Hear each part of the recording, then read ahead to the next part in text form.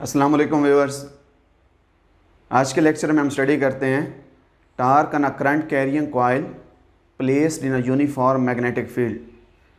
हमारे पास ये कोई एक करंट कैरिंग कॉइल है, यहाँ से करंट फ्लो करता है, यहाँ से करंट इस साइड से डाउनवर्ड, इस डायरेक्शन में ये करंट फ्लो कर रहा है, यहाँ से करंट आउट होता है।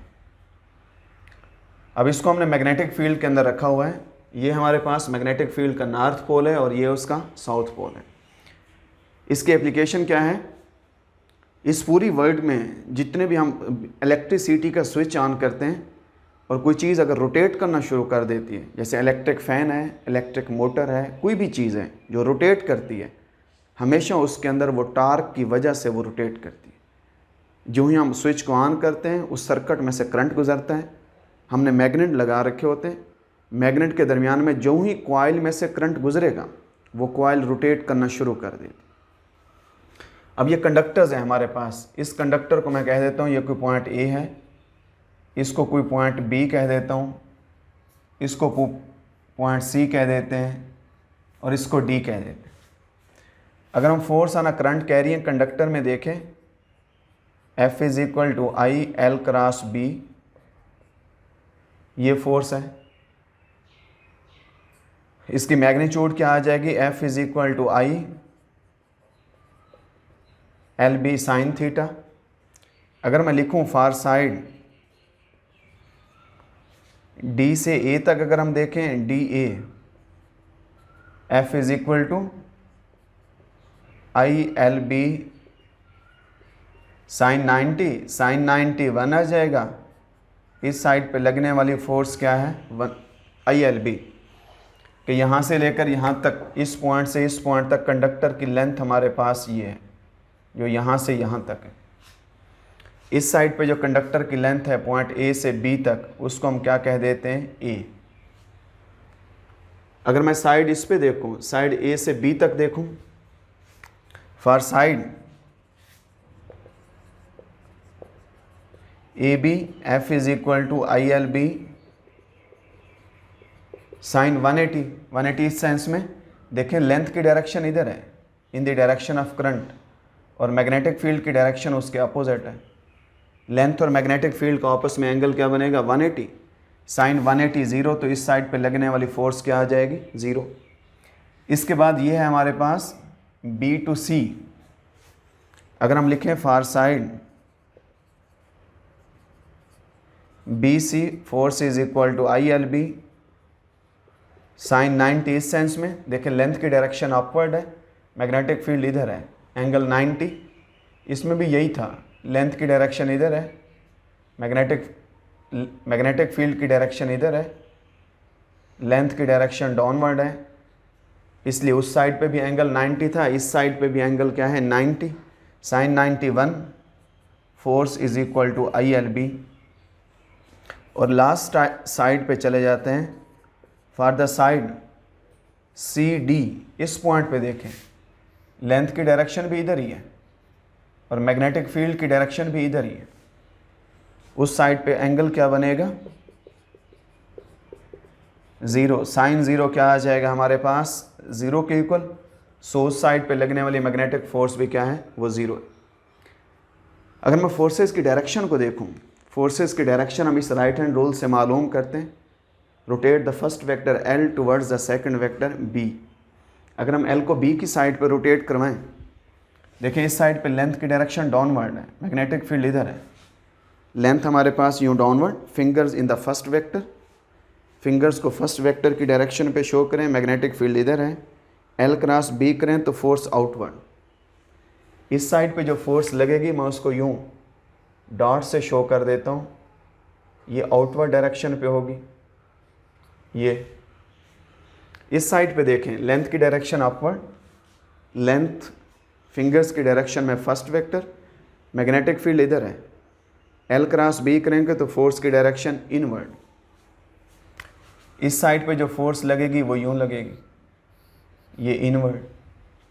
अब ये हमारे पास एक कपल बन रहा है कि यहाँ से अगर मैं इस पूरी कॉइल को ऊपर से देखूं तो यहाँ से करंट आउट हो रहा है, ये कॉइल है,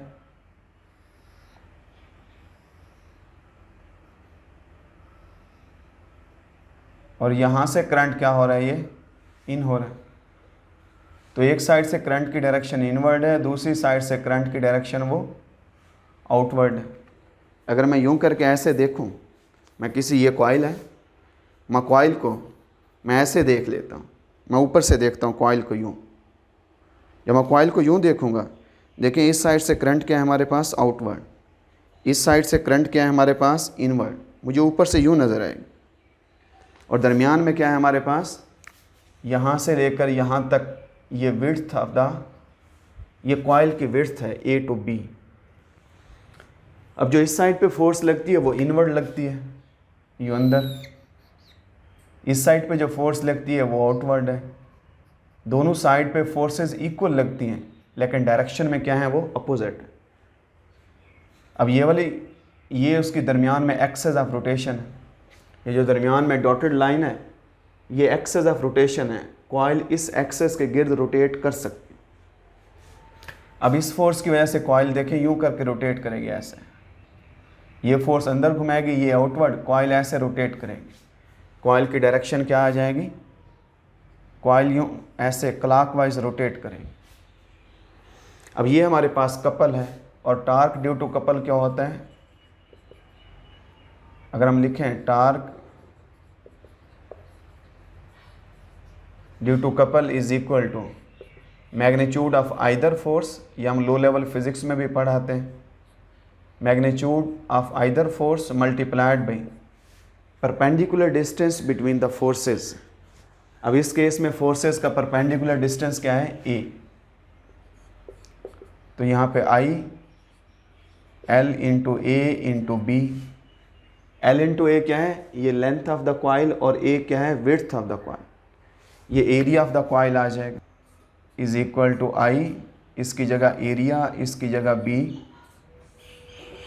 this is the torque on the single coil. एक जो कॉइल है उसके सिंगल टर्न के ऊपर लगने वाला इतना टार्क है। अगर हम कहते हैं फॉर एन टर्न्स, अगर उस कॉइल के एन टर्न्स हैं तो टार्क इतना आ जाएगा। यानी अगर एक पंखा रोटेट कर रहा है और पंखे में हम देखें उसके नंबर ऑफ टर्न्स को बढ़ा देंगे, पंखे की रोटेशन फास्ट हो जाएगी।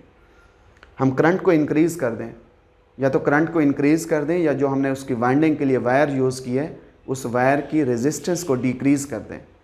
जितनी अच्छी क्वालिटी की वायर होगी उतनी रेजिस्टेंस कम होगी, उतना करंट ज़्यादा होगा, उतनी उस इलेक्ट्रिक फ़ैन की रोटेशन फास्ट होगी। एरिया ऑफ द कॉइल को बढ़ा दें तब भी हमारे पास टार्क इंक्रीज़ करेगा। अगर हम उसके अक्रॉस स्ट्रॉन्ग मैग्नेट यूज़ करें, जितना मैग्नेटिक फील्ड को इंक्रीज़ करेंगे तब भी टॉर्क इंक्रीज़ करेगा। अब हम कहते हैं कि जो कॉइल है वो यूँ पड़ी है, लाजमी तो नहीं है कि कॉइल हमेशा मैग्नेटिक फील्ड के क्या हो, वो पैरेलल हो। उसका प्लेन मैग्नेटिक फील्ड के साथ इतने एंगल पे, प्लेन उसका जो उसका प्लेन है वो यूँ करके बिल्कुल मैग्नेटिक फील्ड के पैरेलल नहीं है, वो इस एंगल पे यूँ पड़ा, क्योंकि कॉइल ने तो रोटेट करना है, मुख्तलिफ ओरिएंटेशंस पे, मुख्तलिफ एंगल्स पे ऐसे घूमेगी। हम उसकी जर्नली किसी एंगल को देखते हैं। ये कॉइल की विड्थ ये है, इस साइड पे लगने वाली फोर्स क्या है, ये F। इस साइड पे लगने वाली फोर्स ये क्या है, ये भी F। ये मैग्नेटिक फील्ड है। मैग्नेटिक फील्ड के साथ इस प्लेन ऑफ कॉइल का जो एंगल बनता है वो कितना है, अल्फ़ा। अगर मैं ए को रिजॉल्व करूँ, देखूँ, अल्फ़ा के सामने वाला बनेगा ए का साइन कंपोनेंट, ये बनेगा हमारे पास ए का कास कंपोनेंट। अब यहाँ पे जो परपेंडिकुलर डिस्टेंस है, अब टार्क ड्यू टू कपल क्या आ जाएगा, torque is equal to magnitude of either force multiplied by perpendicular distance between the forces. ये फोर्सेस का परपेंडिकुलर डिस्टेंस अब कितना है, अब ए कॉस अल्फ़ा है, पहले यहाँ पे क्या था, ए था। तो फिर टार्क किसके इक्वल आ जाएगा, I L A B cos of alpha. L A की जगह area into B into cos of alpha for N turns torque किसके इक्वल आ जाएगा, torque is equal to NI AB। अब ये टार्क का general formula, torque is equal to NIB cos of alpha, where alpha is the angle between plane of coil and magnetic field। कि coil का plane अगर यूं करके magnetic field के ऐसे पैरेलल है, मैग्नेटिक फील्ड भी इधर ही है, प्लेन भी इधर पड़ा है, देन अल्फ़ा क्या आ जाएगा, if alpha is zero then torque is maximum, क्योंकि cos 0 1 आ जाएगा और मैक्सिमम टॉर्क किसके बराबर होगा, NIB, ये टॉर्क होगा। अगर मैं कहता हूँ कि इफ़ अल्फ़ा इज़ 90, जो प्लेन ऑफ कॉइल है वो यूँ नहीं है, प्लेन ऑफ कॉइल यूँ है, कॉइल मैग्नेटिक फील्ड के परपेंडिकुलर है, देन cos 90 क्या आ जाएगा, 0, then torque on the coil is 0। ये दो बड़े मशहूर MCQs हैं। अल्फ़ा उसके कॉइल के नॉर्मल के साथ एंगल नहीं है, alpha is the angle between plane of coil and magnetic field. अगर अल्फ़ा हमारे पास 90 है तो टार्क 0 होगा, कॉइल में रोटेशन पैदा नहीं होगी। अगर अल्फ़ा को हम क्या करें, 0 के एंगल पर उसमें रखें कॉइल को, जो प्लेन ऑफ कॉइल है वो मैग्नेटिक फील्ड के साथ यूँ पैरेलल हो, देन उस पर टार्क मैक्सिमम होगा। तो ये हमारा आज का टॉपिक है और ये यूँ समझ कि इलेक्ट्रिसिटी के अंदर ये बुनियादी सी बातें हैं कि जब भी करंट हम किसी कॉइल को देते हैं वो इलेक्ट्रिक हमारे पास इंस्ट्रूमेंट्स रोटेट करना शुरू कर देते हैं और रोटेशन के बिहाइंड वो यही टार्क होता है। आप इसको देखें, इसको स्टडी करें, कहीं कोई प्रॉब्लम आता है तो आप कमेंट्स करें, आप SMS करें, हम आपके साथ हैं, आपको सपोर्ट करने के लिए आपको प्रॉपर उसका आंसर दिया जाएगा। Thank you so much.